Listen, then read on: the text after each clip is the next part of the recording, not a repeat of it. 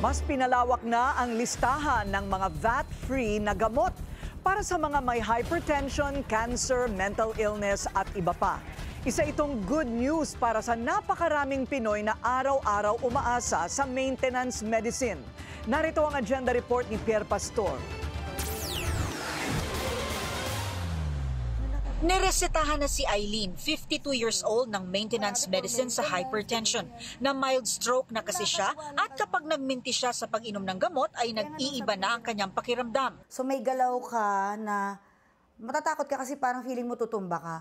So ngayon talagang kailangan talaga pag maintenance talaga hindi na siya kakalimutan. So part na talaga siya ng natin ngayon. Yung ganun, at the age of 52, kailangan ko na siyang i-embrace na mayroon na akong maintenance. Si Michelle Homen naman, hindi agad maoperahan ang kanyang lumalaking goiter dahil tumataas ang presyon ng kanyang dugo. Kaya may maintenance med siya para sa BP at anti-hyperthyroidism.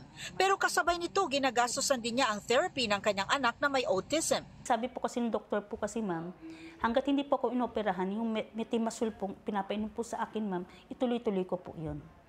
Tapos yung... Anong purpose niya? Para lumiit po ito. Maganda naman ang epekto kay Letty ng kanyang maintenance laban sa kolesterol. Mas magandang inumin niya sa gabi. Sinabi sa akin nila. Kasi pag gising mo sa umaga, nailalabas po lahat. Alam niyo po yung bula na talaga nanggaling sa taba mo, nailalabas po lahat. Ano man ang estado ng buhay, dagdag talaga sa gastusin kapag nagkakasakit. Pero may kaunting ginhawa dahil exempted na sa value-added tax ang 10 gamot kasama ang sa diabetes, high cholesterol, hypertension, ilang uri ng cancer at mental illness.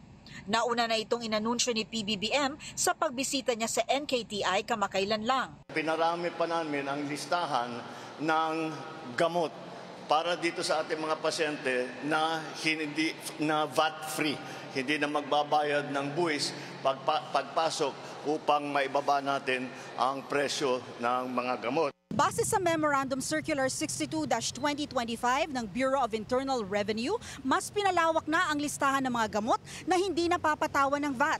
Makikinabang dito ang dumaraming Pilipinong dumaranas ng non-communicable diseases gaya ng hypertension at chronic at nakamamatay na sakit gaya ng cancer. Bagaman maaari nang bumaba ang halaga ng ilang maintenance medicine, mas mainam pa rin kung walang masamang nararamdaman. Kaya't mahigpit na tagubili na may eksperto ang healthy lifestyle. Kasama rito ang pagpili ng tamang uri ng pagkain at ehersisyo.